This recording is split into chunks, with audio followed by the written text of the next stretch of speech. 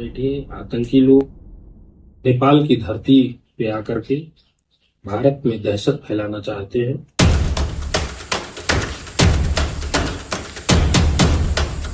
भारत से करारी शिकस्त के बाद पाकिस्तान अब भारत में दहशतगर्दी के लिए नेपाल की धरती का प्रयोग करना चाहता है। खुफिया एजेंसियों की इनपुट के बाद भारत नेपाल सीमा पर तैनात सशस्त्र सीमा बल एसएसबी के जवान पूरी तरह से सजग है। जंगलों में जवानों के द्वारा कॉम्बिंग की जा रही। बताया गया है कि 35 से 40 पाकिस्तानी दहशतगर्द व बांग्लादेशी घुसपैठिए नेपाल के रास्ते भारत में घुसपैठ करने की फिराक में हैं। खुफिया इनपुट के बाद नेपाल बॉर्डर पर तैनात एसएसबी पूरी तरह सतर्क हो गई है और नेपाल से आने वाले लोगों की बारीकी से जांच की जा रही है। कोई भारतीय खुफिया इनपुट को नेपाल के सांसद अब्दुल खान ने सही ठहराया है। उन्होंने बताया कि पाकिस्तान और भारत के वार के बाद कुछ पाकिस्तानी व बांग्लादेशी घुसपैठिए नेपाल की धरती में आए हैं जो भारत में दहशत फैलाना चाहते हैं। उन्होंने कहा कि मैं नेपाल सरकार से अनुरोध कर रहा हूं कि ऐसे लोगों को तुरंत गिरफ्तार किया जाए। जो भी नेपाल में बाहरी लोग मौजूद हैं उन्हें सार्वजनिक किया जाए। भारत और नेपाल का अटूट रिश्ता है और इस रिश्ते को कोई भी अगर खलल डालने का प्रयास करता, उसे खराब करने का प्रयास करता, षड्यंत्र रचता है तो उसे बर्दाश्त नहीं किया जाएगा। उन्होंने कहा कि हम लोग आतंकवाद के सख्त खिलाफ हैं और भारत के साथ खड़े हैं।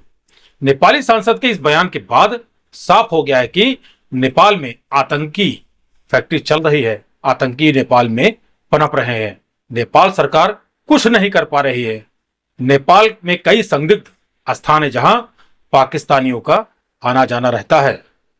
नेपाली सांसद के इस बयान से साफ हो गया है कि नेपाल में आतंकियों का सुरक्षित स्थान बन चुका है।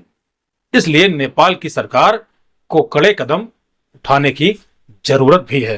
क्योंकि भारत और नेपाल का अटूट रिश्ता है, रोटी बेटी का संबंध है। इसलिए नेपाल सरकार को इस पर कड़ा एक्शन लेने की जरूरत है। देखिए क्या कहा नेपाली सांसद अब्दुल खान ने।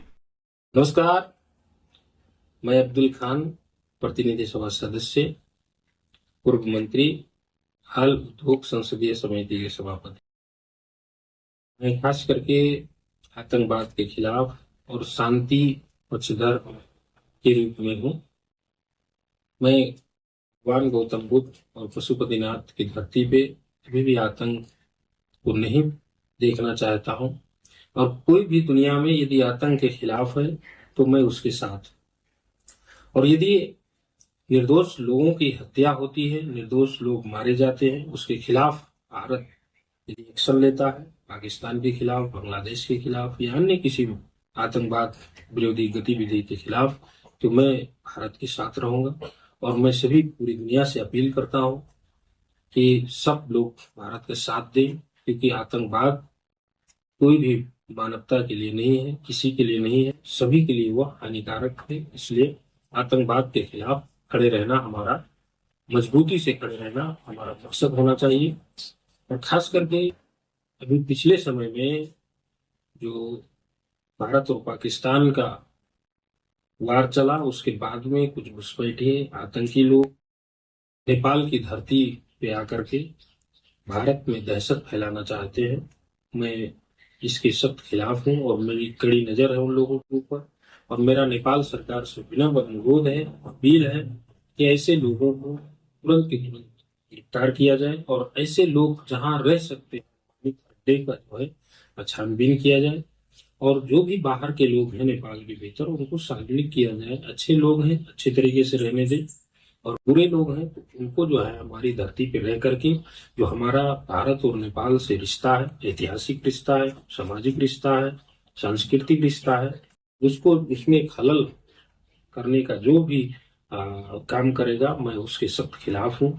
इसलिए क्योंकि भारत और नेपाल एक आपस में जुड़े दोनों भाई की तरह है। एक दोनों की अर्थव्यवस्था से लेकर के हर एक चीज में एक दूसरे साथ हैं, और इसको तोड़ने के लिए कोई भी शक्ति अगर लगती है तो मैं सख्त उसके खिलाफ में हूँ। इसलिए मैं नेपाल सरकार से भी अनुरोध करना चाहता हूँ और भारत सरकार से भी कहना चाहता हूँ कि जो भी नेपाल के रिश्ते हैं उनको अच्छे से मजबूती से बना के रखें, बरकरार रखें, और कहीं भी जाति धर्म के आधार पे किसी के साथ में दुर्व्यवहार ना हो, क्योंकि मानवता सबसे बड़ी चीज है। सभी धर्म जात वर्ग समुदाय को हम सबको आगे बढ़ाने की जरूरत है, लोगों को अच्छे तरीके से ले जाने की जरूरत है, ये दोनों देश के संबंध को मजबूत बनाने की जरूरत है। इसमें मेरा पूरा भरपूर साथ सहयोग भारत सरकार को भी और नेपाल में। तो हम सब चाहते हैं कि शांति हो यहाँ।